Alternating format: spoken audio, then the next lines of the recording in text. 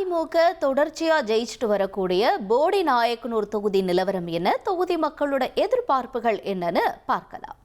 போடிநாயக்கனூர் சட்டப்பேரவை தொகுதி தேனி மாவட்டத்தில் போடிநாயக்கனூர், பூதிபுரம், பழனிசெட்டிப்பட்டி, குச்சனூர், மீனாட்சிபுரம், மேலசொக்கநாதபுரம், வீரபாண்டி உள்ளிட்ட பகுதிகளை உள்ளடக்கிய தொகுதி. மேற்கு தொடர்ச்சி மலையடிவாரத்தில் அமைஞ்சிருக்கக்கூடிய இந்த தொகுதியில விவசாயம் சார்ந்த தொழில்கள் பிரதான தொழிலா இருக்கு. பிப்ரவரி 23 தேர்தல் ஆணையம் வெளியிட்ட இறுதி வாக்காளர் பட்டியலின்படி இந்த தொகுதியில 1,26,856 ஆண் வாக்காளர்கள், 1,34,760 பெண் வாக்காளர்கள், 15 மூன்றாம் பாலின வாக்காளர்கள் அப்படின்னு மொத்தமா 2,61,631 வாக்காளர்கள் இருக்கிறதா தெரிவிக்கப்பட்டிருந்துச்சு. தொகுதி வரலாற்றை பொறுத்த வரைக்கும் முன்னாள் முதலமைச்சர் ஜெயலலிதா முதல் முறையா போட்டியிட்டு ஜெயிச்ச தொகுதி. எம்ஜிஆர் மறைவுக்கு பிறகு அதிமுக 2ஆ பிரிஞ்சிருந்தப்ப 1989 சட்டப்பேரவை தேர்தலில் அதிமுக ஜே அணி வேட்பாளரா சேவல் சின்னத்துல போட்டியிட்டு அமோக வெற்றியை தனதாக்குனாங்க. ஜெயலலிதாவை எம்எல்ஏவாக சட்டப்பேரவைக்கு அனுப்பிய தொகுதி. இந்த தொகுதியில இதுவரைக்கும் நடந்த தேர்தல்கள்ல அதிகபட்சமா அதிமுக 8 முறை வெற்றியை வசமாக்கியிருக்கு. காங்கிரஸ் 4 முறையும், திமுக 3 முறையும் வெற்றி பெற்றிருக்காங்க. இந்த தொகுதியில 2011 சட்டப்பேரவை தேர்தலில் இருந்து ஜெயிச்சுட்டு வர்றாரு முன்னாள் முதலமைச்சர் ஓ பன்னீர்செல்வம். 2021 துணை முதலமைச்சராக இருந்த ஓபிஎஸ் இந்த தொகுதியில போட்டியிட்டாரு.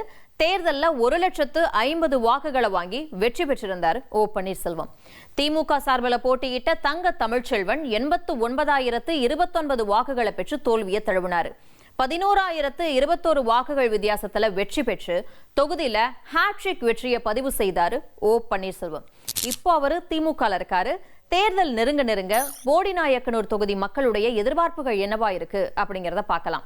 போடி அரசு மருத்துவமனையில் மருத்துவ உபகரணங்கள், வசதிகள் எல்லாமே நல்ல முறையில் இருக்கு. ஆனா மருத்துவர்கள் பற்றாக்குறை, செவிலியர்கள் பற்றாக்குறை, பணியாளர்கள் பற்றாக்குறை இருக்கு.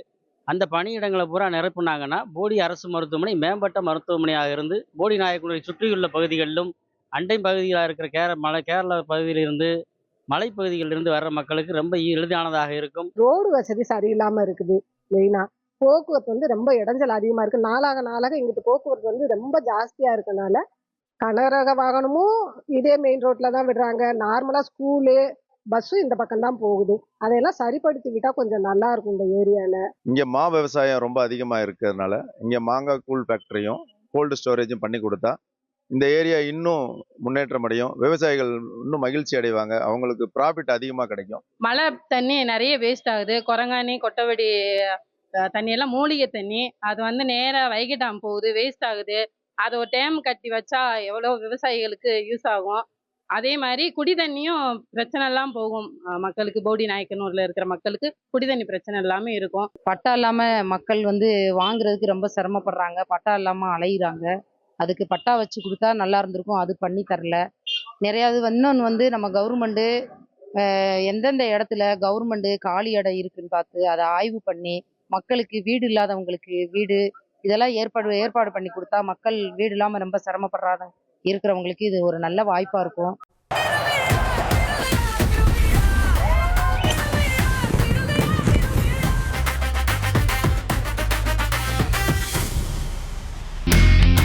இனி செல்லும் இடமெல்லாம் செய்தி.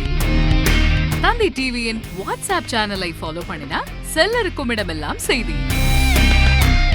இதோ QR கோட் இப்பவே ஸ்கேன் பண்ணுங்க, ஃபாலோ பண்ணுங்க.